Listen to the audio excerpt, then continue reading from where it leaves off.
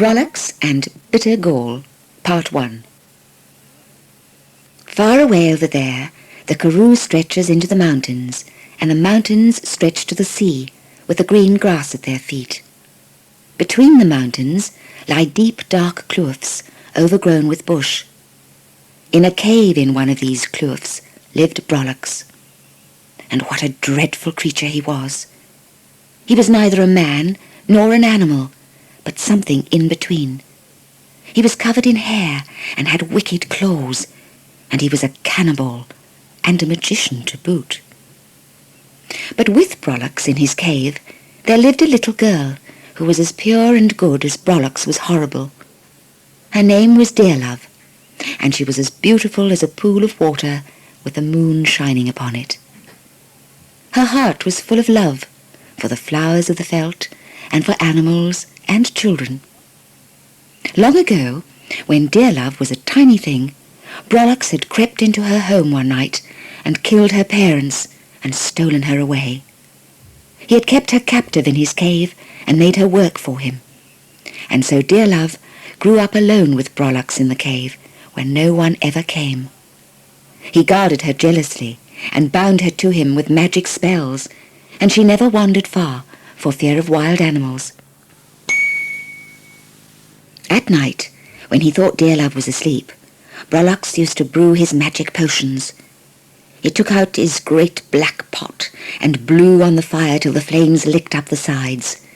Then he threw in all sorts of poisonous and prickly plants, and snakes and scorpions and spiders, until steam rose from the bubbling pot, and strange dark shapes hovered in the firelight.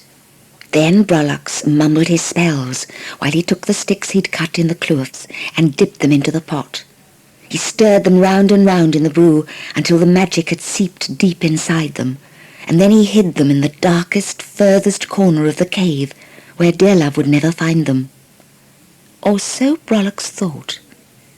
He never knew that while she pretended to sleep, Dearlove had watched him with half an eye as he brewed his potions and bewitched his sticks. She knew very well where he hid them, and she also knew the words of his wicked spells.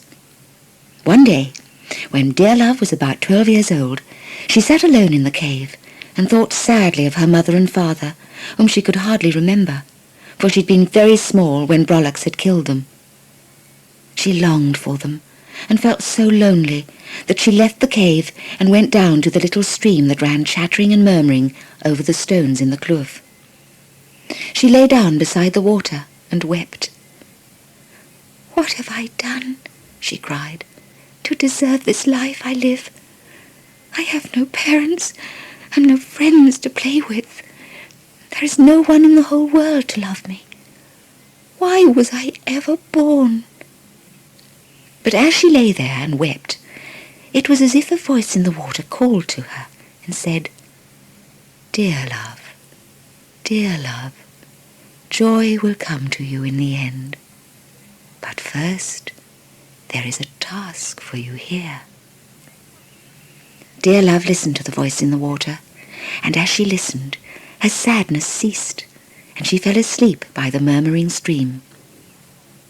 Not far away, on the plains of the grasveld, an ox wagon stood outspanned in the midday heat.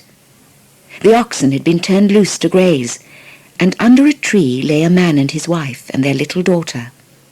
The mother and father were asleep, but little Rose, with her round pink cheeks, was wide awake. She could not sleep, so she crept away into the bushes, so that when her parents woke up, they'd have a fine game of hide-and-seek looking for her. She ran from one tree to the next, and then tunnelled into the bushes of a deep kloof that ran between the sides of the mountains. There she got lost, and ran hither and thither, trying to find her way out, when suddenly, out from the trees pounced a horrible creature, half man, half animal. It grabbed her with a big horny hand, tied up her mouth with a leather thong, slung her over its shoulder, and began to climb up the mountain. It was none other than Brollocks. He'd heard her crying and slunk up on her, and now he was going to take her up to his cave to roast and eat her. When he got back to the cave, he noticed that Dearlove was gone. So he threw little Rose down on the floor, tied her up, and went out roaring at the top of his voice. "Where is that slave girl of mine? Come here at once! Come home at once, or I shall chop you to pieces!"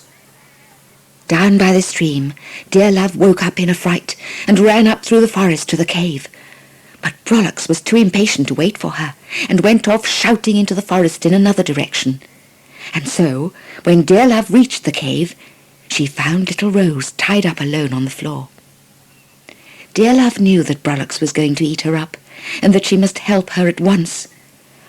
"Don't cry, little one," she said. "I shall set you free." "I must hurry," she thought, "for down below in the forest I can hear Brollocks breaking dry branches for the fire. Oh, I must hurry and set her free."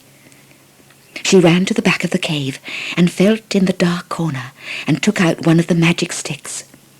She ran back to Rose and touched her forehead with the stick while she said the magic words that she'd heard Brollocks mutter late at night over his pot on the fire. "Gorata garum, susura susum, fala palata palum."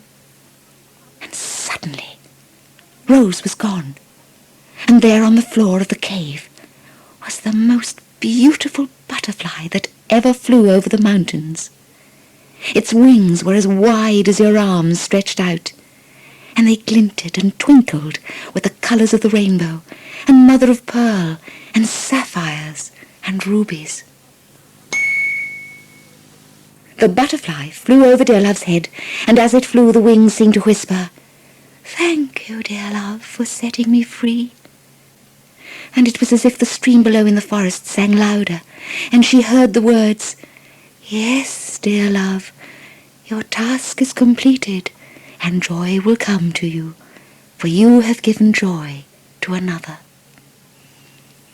The beautiful butterfly flew away over the treetops, far out of reach of Brollocks, and as she watched it go, dear Love felt great happiness. But then she heard crashing in the forest below, and that meant Brollocks was on his way home. "I must run away now and never come back," said dear Love. "He will know it was me who set the little girl free." She ran and hid the magic stick again, and ran away as quick as a little grey duiker into the dusk that was falling over the grasveld. She'd hardly left when Brollocks stormed in with a load of dead wood. He threw it on the floor and took out his knife to sharpen it on a stone. "Zick, zick," sang the knife. "Zick, zick, zick." Brollocks licked his lips and looked over to where he had left Rose tied up on the floor. Rose was gone. Brollocks stormed round the cave, poking in dark corners, roaring and stamping, but no sign did he find of Rose. It never occurred to him that dear Love could have set her free.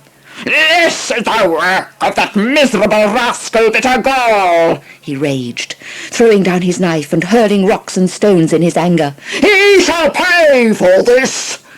And snatching up his knife and a rock, he stormed off into the night to have it out with his old enemy, who lived on the other side of the mountain.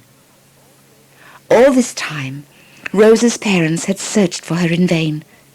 As darkness fell, they went back to the wagon where her mother wept bitterly. "We are sure to find her in the morning," said her husband. But as he looked out into the dark night, his own heart was troubled. As they sat in the wagon, they heard a gentle tick, tick, ticking on the canvas of the wagon.